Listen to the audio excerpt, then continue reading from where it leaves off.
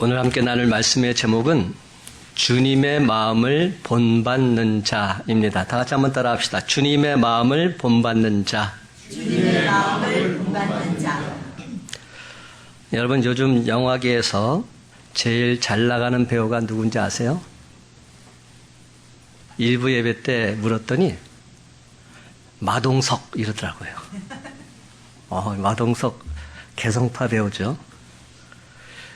요즘은 잘생긴 배우가 잘 나가지 않습니다. 꽃미남 송중기도 꽃미남 박보검도 아니라 요즘 잘 나가는 대세 배우는 유준열이라는 친구입니다. 이 친구가 영화에 많이 출연하고 있어요.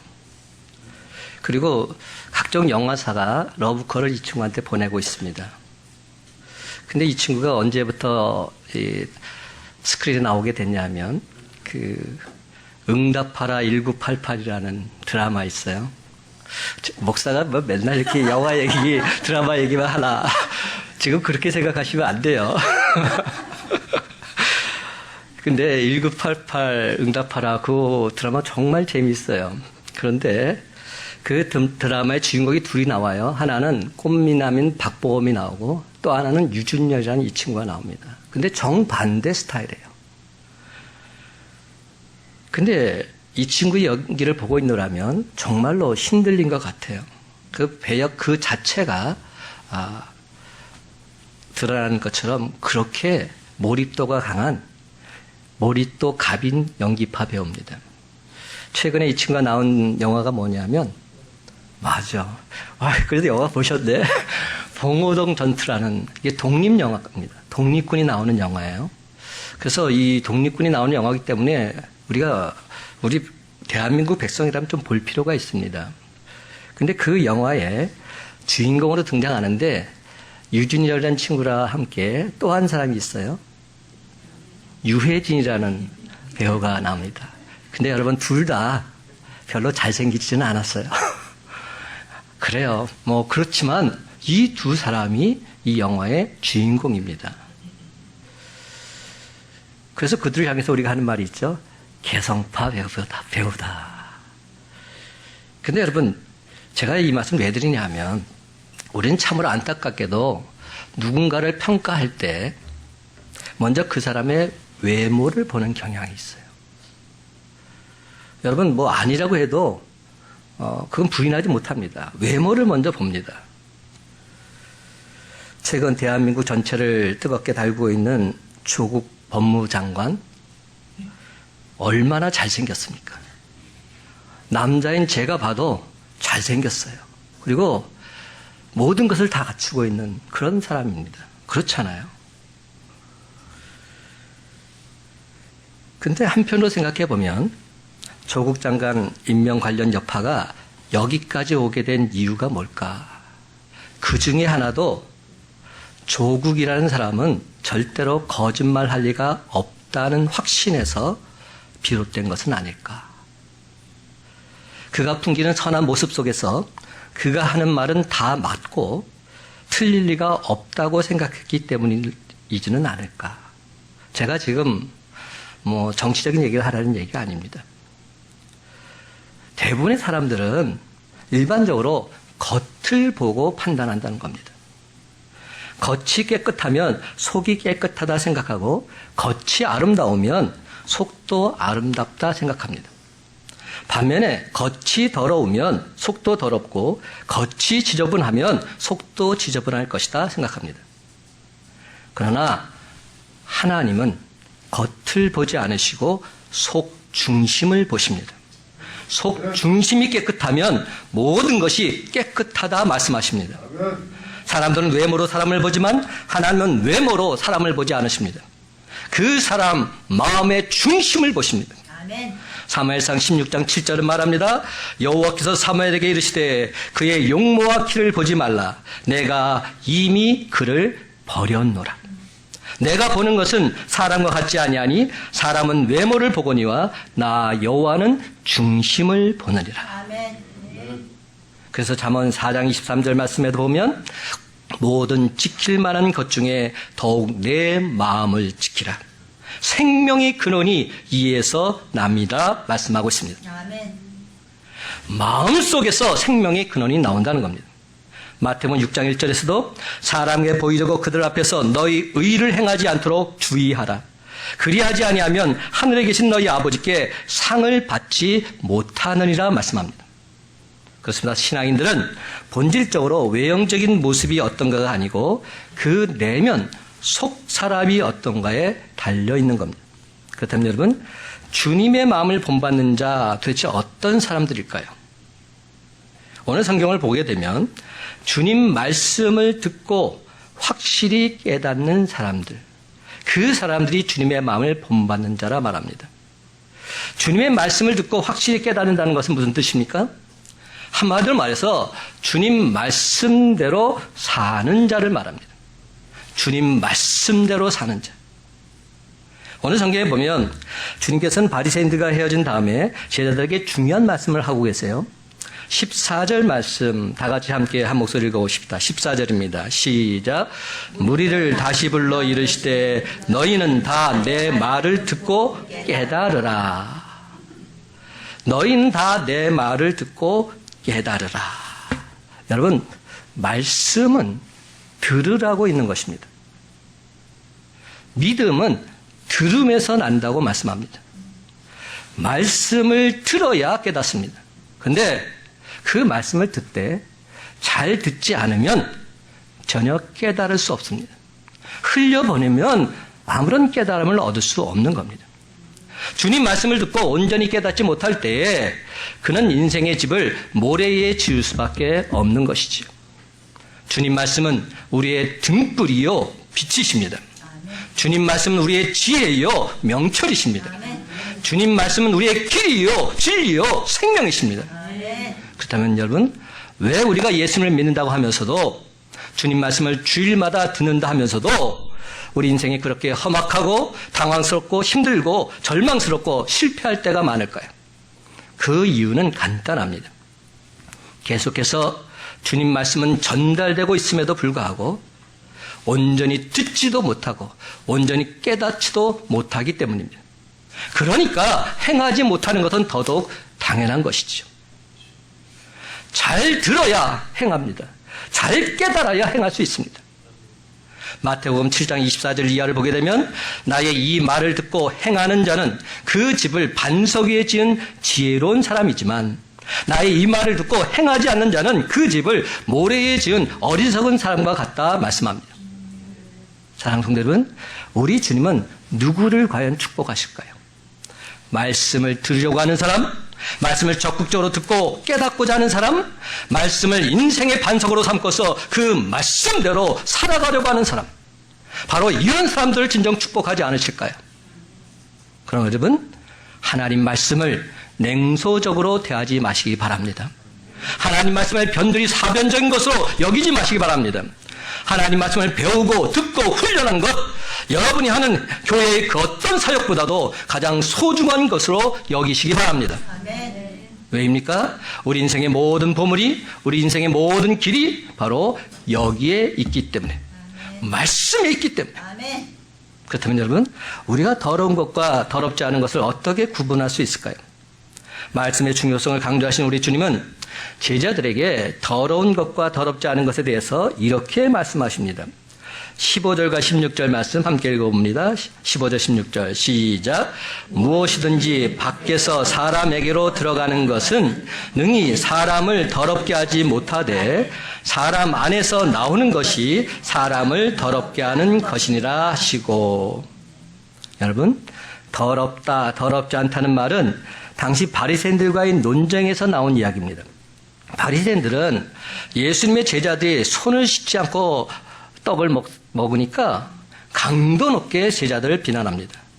손 씻는 규례, 즉 정결 규례를 지키지 않았다 비난하고 있는 겁니다.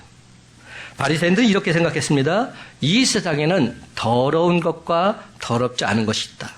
더러운 것은 먹어서도 안 되고 하나님께 나아가기 위해서는 정결하게 살아야 하기 때문에 손을 깨끗이 씻어야 한다.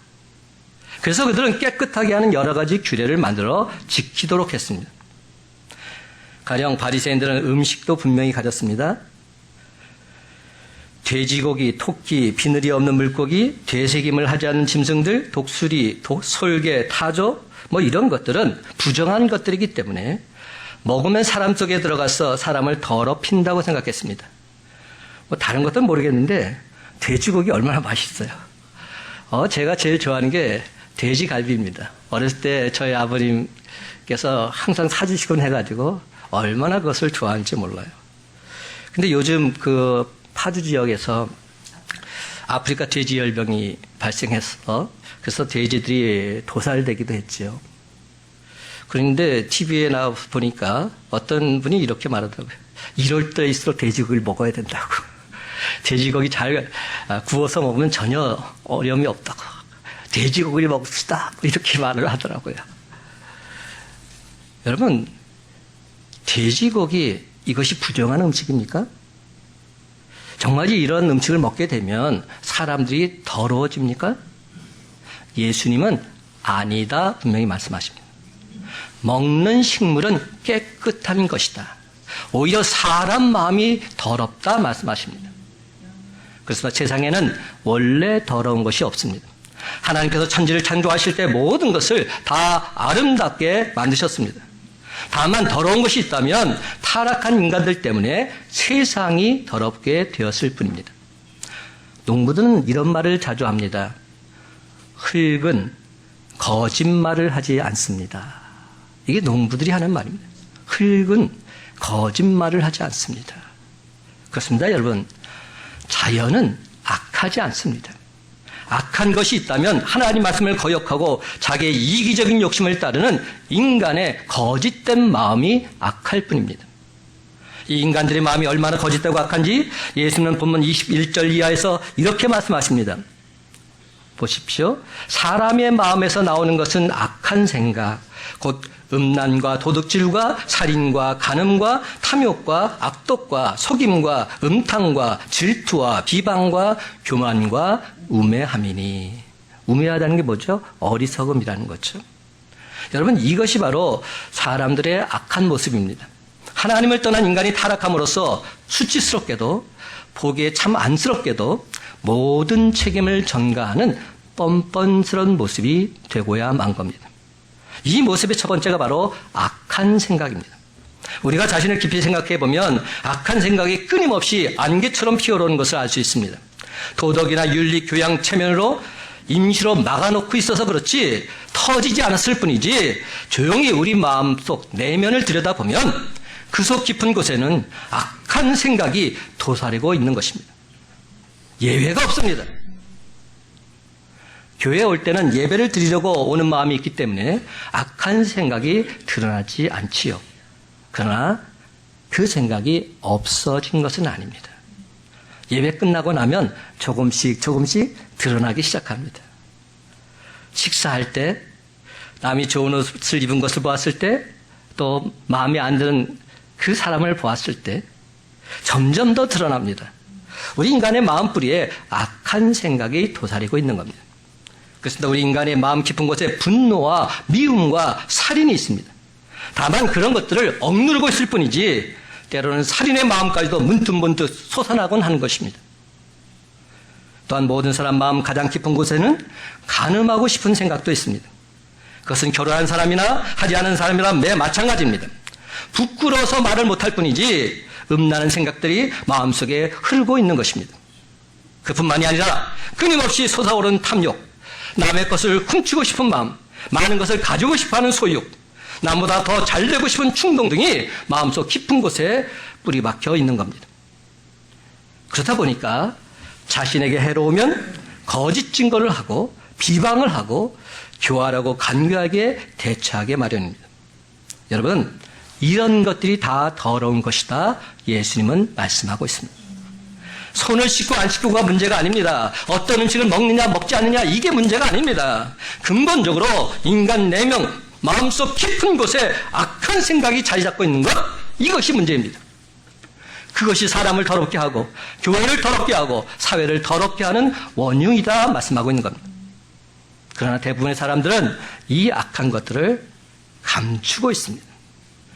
나는 잘못이 없으며 잘못은 다 누구 때문이다 말합니다. 그렇습니다. 자기 잘못을 말하는 사람 아무도 없어요. 눈을 씻고 봐도 찾아볼 수가 없습니다. 요즘 정치 상황을 보시기 바랍니다. 도끼인 객끼입니다. 과연 어느 당이 자기들이 잘못했으니까 앞으로 잘해보자 말합니까? 이 세상은 다 남 때문이 아니라 나 때문인데도 이 나라가 다 저 사람 때문에, 저들 때문에 이 모양 이 꼴이 되었다 말합니다. 전부가 다 나 아닌 다른 그 무엇 때문이라 책임을 돌립니다. 이것이 바로 죄악된 모습이라는 겁니다.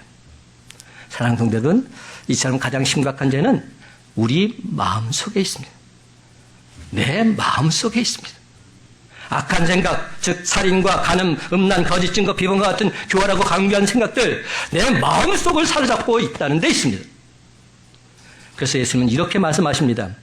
23절 말씀 다 같이 함께 읽기를 원합니다. 23절 시작. 이 모든 악한 것이 다 속에서 나와서 사람을 더럽게 하느니라. 아멘. 다시 말씀드립니다. 죄의 뿌리는 바깥에 있는 것이 아니라 바로 내 안에 있습니다. 내 안에 있는 것이 나쁜 것이지 결코 내 밖에 있는 것이 나쁜 것이 아니라는 겁니다. 그러면 이제 우리는 내 마음을 정돈해야 합니다. 그런데 우리는 여기서 한 가지 분명히 깨달아 알아야 합니다. 세상을 변화시키기 위해서는 세상이 변해야 하는 것이 아니라 내 마음이 먼저 변해야 한다는 사실입니다. 이게 무슨 말입니까? 제가 항상 이 말씀을 드렸어요. 내가 먼저 변해야 세상이 변한다. 그래서 제가 이것을 사자성어로 만들었어요. 내변, 세변. 똥 얘기가 아니에요. 내가 변해야 세상이 변한다는 겁니다.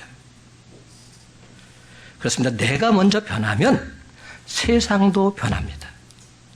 우리 가정이 변하기 위해서는 내 남편이, 내 아내가, 내 자녀가 변해야 하는 것이 아니라 나 자신이 먼저 변해야 됩니다. 우리 교회가 변하기 위해서는 다른 사람들이, 교회의 환경이 변해야 하는 것이 아니라 먼저 나 자신이 주님을 사랑하는 마음으로, 나 자신이 이웃을 사랑하는 마음으로, 나 자신이 교회를 사랑하는 마음으로 변해야 하는 줄 믿으시기 바랍니다. 그렇습니다. 먼저 내 마음이 변해야 합니다. 내 마음이 선해져야 합니다. 내 마음이 아름다워져야 합니다. 내 마음이 거룩해져야 합니다. 그렇다면 지금까지 악에 익숙한 저와 여러분의 마음, 어떻게 아름답고 선하고 깨끗한 그런 마음, 천사 같은 마음으로 변화될 수 있을까요?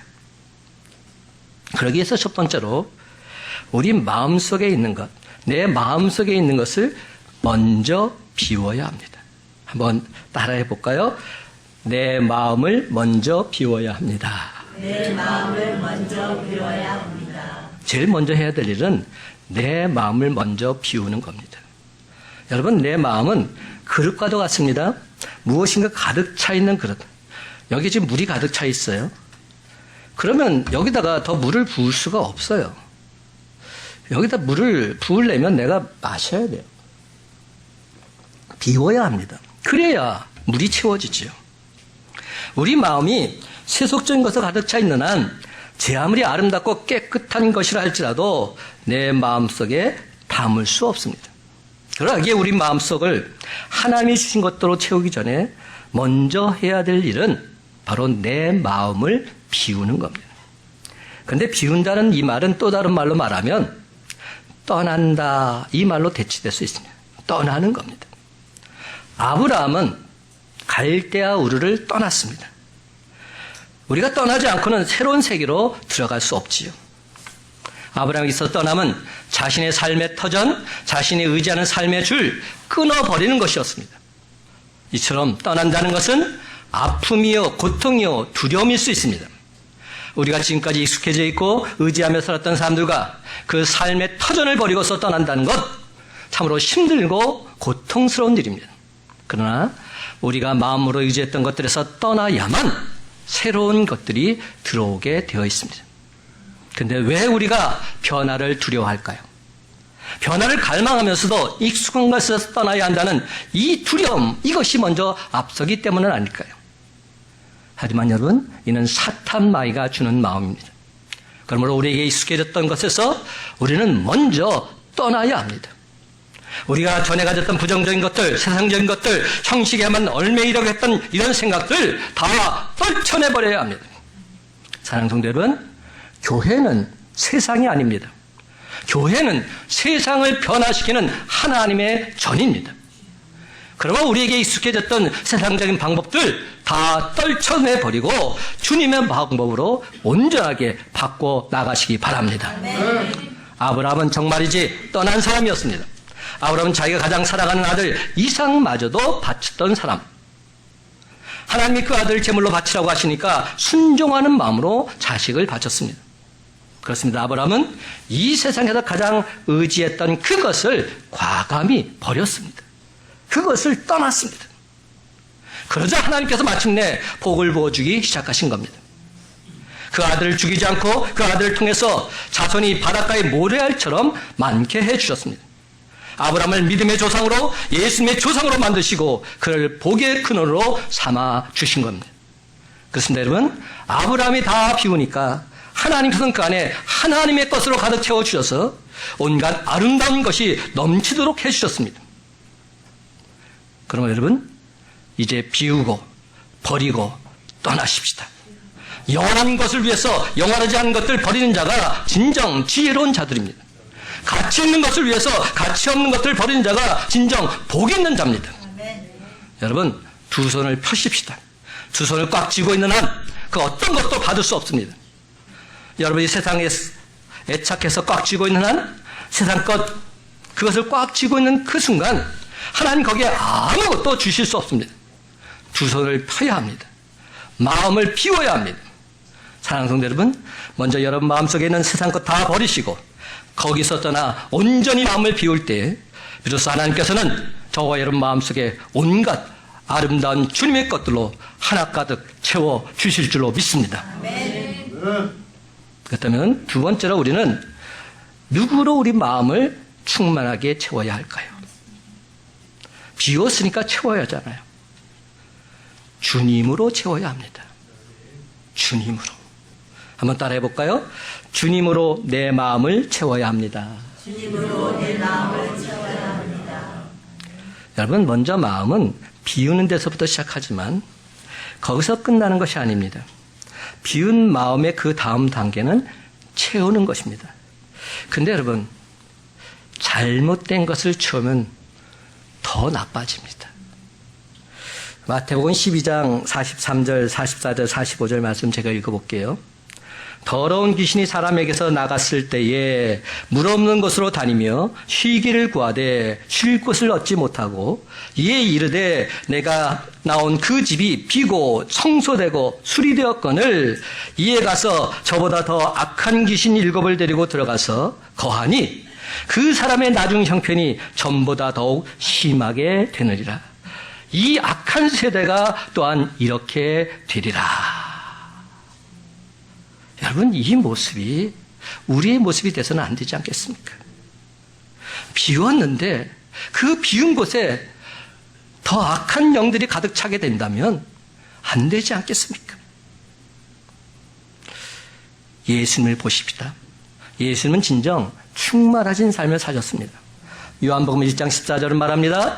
말씀이 육신이 되어 우리 가운데 거하심에 우리가 그의 영광을 보니 아버지의 독생자의 영광이요 은혜와 진리가 충만하더라. 예수님은 은혜 충만, 진리 충만한 분이시다 말씀하고 있는 겁니다. 전도자 사도 바울은 이렇게 또 말합니다. 에베소 5장 18절 말씀. 술 취하지 말라. 이는 방탕한 것이니 오직 성령으로 충만함을 받아라. 성령 충만한 삶. 그렇습니다, 여러분. 바로 이것이 우리 믿는 자들이 살아가야 할 참된 모습입니다. 우리 믿는 자들은 없는 것을 가지고 사역하는 자들 아닙니다. 은혜도 없고 진리도 없고 사랑도 없고 이 없는 것을 가지고 사역하는 자들 아니란 말입니다. 우리 믿는 자들은 하나님이 주신 충만한 그것을 가지고 사역하는 자들입니다. 은혜 충만, 진리 충만, 성령 충만, 말씀 충만, 기도 충만, 사랑 충만, 기쁨 충만. 아멘. 이 모든 충만을 가지고 사역하는 자들입니다. 아멘. 사랑하는 여러분, 우리 믿는 자들은 자신이 먼저 주님으로 충만하고 그 다음에 그 충만한 주님의 은혜를 넘치도록 해서 이웃에게로 흘러나가게 해야 하는 자들입니다. 이를 위해서 우리 모두가 수고를 아끼지 않아야 합니다. 말씀을 배우는 데 더욱 힘쓰고 은혜에 흠뻑 젖는 데 수고를 아끼지 않아야 합니다. 하나님께서 주시는 은총이 우리 마음속에 풍성히 넘치도록 하는 바로 이것이야말로 저와 여러분이 꼭 해야 할 책임인 것입니다. 그러므로 늘 항상 말씀 사모하시기 바랍니다. 여러분 제발 부탁합니다. 말씀 배우기를 게을리하지 마십시오. 이른 아침에 조용히 말씀 앞에 서시고 기도의 무릎을 꿇으십시오. 할 수만 있다면 새벽을 깨우며 주님 앞에 나아오십시오. 하루 생활의 시작부터 하나님의 은혜로 충만해야 하지 않겠습니까? 우리는 우리의 지혜와 지식을 가지고 일하는 사람들 아닙니다. 우리 믿는 사람들은 이 세상에서 배운 조그만 지식을 가지고 살아가는 사람들 아닙니다. 하나님께서 주신 말씀 충만, 기도 충만, 성령 충만한 은혜로 이 험난한 세상을 역동적으로 살아가는 자들입니다. 그런데 참으로 안타깝게도 말씀과 기도 생활은 별로 하지 않으면서 주님 사랑과 섬김은 아예 실천하지 못하면서 그 없는 것을 가지고 일만 열심히 하려고 동분서주 애쓰는 분들이 계십니다. 자신의 속은 텅 비어 있는데 별로 가진 것이 없는데 이것저것 여기저기 바쁘게 뛰어다닙니다. 그러다 보니까 교회 일이 너무나도 힘이 듭니다. 자기도 모르게 자꾸만 다른 사람 의식하게 됩니다. 그리고 매사에 비판적이 되어갑니다. 급기야 그나마 있던 신앙 답보 상태에 빠져버리고 맙니다. 하나님의 임재하심도 없습니다. 예배의 기쁨과 감격도 없습니다. 결국 눈뜬 장님이 되어서 장님이 장님을 인도하는 꼴불견이 되는 그러한 모습이 우리의 모습이 될 수도 있다는 겁니다. 그러므로 사랑하는 성도 여러분, 오늘 시간 여러분께 간곡히 부탁드립니다. 일하기 전에, 봉사하기 전에, 사역하기 전에 먼저 주님으로 여러분 마음을 가득 채우시기 바랍니다. 그렇습니다. 여러분 영의 저수지를 말씀과 기도로 가득 채우십시오. 주님의 마음으로 온전히 채우시기 바랍니다. 조용한 아침에 말씀을 앞에 놓고 하나님께 기도드리면서 하루를 먼저 하나님 양식으로 채워나가시기 바랍니다. 성경 공부와 신앙훈련에 열심을 다함으로 여러분의 영혼을 더더욱 성숙시켜 나가시기 바랍니다. 사역 중이라도 채우는 일 게을리하지 마십시다. 하나 가득 채워지기를 소원하면서 당당하게 이 험한 세상 헤쳐나가십시다. 사랑하는 성도들은 날마다 경건에 이르도록 나 자신을 연단할 때 우리 주님은 당신의 일을 넉넉히 감당할 수 있도록 반드시 역사해 주실 줄로 믿습니다. 아멘. 그렇습니다. 여러분, 강권적인 주님의 섭리하심 따라 우리들 각자에게 주어진 사역을 성실하게 감당해 나갈 때 충만하신 주님의 은혜가 저와 이런 모두에게 폭포수처럼 임하게 되시기를 예수님의 이름으로 간절히 축원합니다. 세 번째로 주님으로 마음을 가득 채운 후에는 그 주님의 뜻을 이웃과 나누는 삶을 살아야 됩니다. 많은 분들이 주님으로 내 마음을 채우는 데까지는 많이 가요. 근데 내가 받은 은혜, 내가 받은 사랑, 내가 받은 축복 전하는 데는 많이 부족한 것 같아요. 근데 주님께서 원하시는 삶은 그 주님의 뜻을 나누라 말씀하고 있는 겁니다. 한번 따라 합시다. 주님 뜻을 이웃과 나누어야 합니다. 주님 뜻을 이웃과 나누어야 합니다. 그렇습니다. 내 마음을 주님으로 가득 채운 후에는 다른 사람과 주님 뜻을 힘써 나누시기 바랍니다. 여러분 채우기만 하고 나누어주지 않게 되면 어떻게 되는지 아세요? 썩게 되어 있어요. 믿음은 사해바다가 아닙니다. 사해가 뭐죠? 죽은 바다예요. 거기는 아무것도 살지 못해요. 믿음은 받기만 하고 나누어주지 않는 사해바다가 아니라 위에서 받아서 아래로 흘러보내는 갈릴리 바다입니다. 받기만 하고 내려보내지 않는 사해바다는 물고기가 살아갈 수 없습니다. 그러나 받아서 내려보내는 갈릴리 바다에는 수많은 물고기가 살아갑니다. 예수님은 물고기가 사는 생명력 넘치는 갈릴리 바다와 같은 분이십니다. 그럼 우리 삶도 갈릴리 바다와 같아야 합니다. 그렇습니다, 여러분. 인생의 진정한 기쁨은 체험으로 얻는 기쁨보다는 나눔으로 얻는 기쁨에 있습니다. 참된 기쁨이란 결국 채운 것을 나눌 때 오는 겁니다. 우리는 이런 사람을 뭐라고 부르냐면 성숙한 사람이다, 행복한 사람이다, 이렇게 부릅니다. 프레드 스미스라는 분이 이런 말을 했어요. 미숙한 사람은 자기와 닮은 사람만 좋아하지만 성숙한 사람은 자기와 다른 사람을 더 좋아한다. 여러분, 자기와 닮은 사람을 좋아하는 거 물론 좋지요. 근데 한계가 있다는 겁니다. 진정 성숙한 사람이 되려면 나와 다른 저 사람까지도 좋아할 수 있어야 한다는 겁니다. 그게 포용력 있는 사람이죠. 그게 진정 성숙한 사람이죠. 그래서 미숙한 사람은 자기 것만 가지고 웅크립니다. 그래서 자기 것 결코 내려놓지 않습니다. 자기 것만 고집합니다. 그러나 성숙한 사람, 다른 사람들을 용납하고 이해하고 사랑하고 도와줍니다. 그들이 하는 일이 잘 되도록 협력해 줍니다. 사랑하는 성도 여러분, 평생 나눔의 삶을 사셨던 예수님처럼 그 주님의 제자답게 여러분이 가진 것 마음껏 나누어주며 살아가시기 바랍니다. 근데 제가 이렇게 말하니까 어떤 분이 이렇게 말하더라고요. 목사님, 뭐 있어야 나눠주죠. 뭐 가진 게 없는데 뭘 나눠줍니까? 목사님, 저는 아무것도 없어요. 아니에요. 저 지금 마이너스예요. 맨날 은행에서 대출 받아서 살아가고 있어요.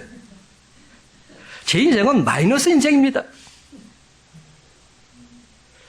그러나 여러분, 이 말은 틀린 말입니다. 예수님은 당신의 모든 것, 저와 여러분을 위해서 바치셨습니다. 예수님은 우리를 위해서 당신의 시간, 당신의 물질, 당신의 생명까지도 바치셨습니다. 그리고는 십자가에 달려서 마지막에 이렇게 말씀하십니다. 테텔레스타이, 다 이루었다. 다 이루었다. 이게 예수님의 모습입니다. 다 주신 겁니다. 그래서 바로 여기에 참된 구원이 있고 참된 생명이 있고 참된 기쁨이 있는 줄 믿으시기 바랍니다. 아멘. 이는 예수 믿는 우리도 마찬가지 아닐까요? 다른 것 다 없다 할지라도 우리는 주님 사랑만큼은 풍성하게 넘치도록 받은 사람들입니다. 그러므로 내가 받은 그 풍성한 사랑, 이제는 우리도 어둠의 자식들에게 힘써 나누어 줘야 하지 않겠습니까? 사랑하는 성도 여러분, 당신의 제자들을 끝까지 사랑하고 원수까지도 사랑하셨던 예수님처럼 여러분의 이웃들에게 그 주님 사랑 온전히 실천하며 살아가시기 바랍니다. 폴 트루니에는 인생의 가장 큰 장애물은 겉모양만의 신앙이다, 이런 말을 했습니다. 겉모양만의 신앙, 이것이 인생의 가장 큰 신앙의 장애물이다. 여러분, 겉모양은 별로 오래가지 않습니다. 따라서 신앙의 껍데기는 어서독히 다 벗어버려야 합니다. 그래서 외식과 형식의 껍데기, 거짓과 위선의 껍데기, 모양이라도 다 버리시기 바랍니다. 한번 따라해 볼까요? 껍데기는 모양이라도 버립시다. 아멘. 껍데기는 모양이라도 버리십시다. 이제 말씀을 맺습니다. 사랑하는 성도 여러분, 세상의 악한 습관과 정욕과 생각들 모두 다 내다 버리시기 바랍니다. 그리고 다 내다 버린 후에는 하나님의 충만하신 은혜로 가득 채우시기 바랍니다. 말씀 충만, 은혜 충만, 믿음 충만, 성령 충만, 주님의 충만한 것들로 풍성하게 채워나가시기 바랍니다. 그리고 그 채운 것 가지고서 여러분의 이웃과 힘써 나누시기 바랍니다. 사랑을 나누고 믿음을 나누고 생명을 나누고 복음을 나누시기 바랍니다. 그렇습니다, 여러분. 이제후로는 주님의 마음을 온전히 본받는 자 되어서 이는 하나님께서 하셨습니다. 주님의 전적인 은혜입니다. 모든 영광, 모든 찬송 하나님께 돌리며 살아가는 저와 여러분의 삶이 다 되시기를 예수님의 이름으로 간절히 축원합니다.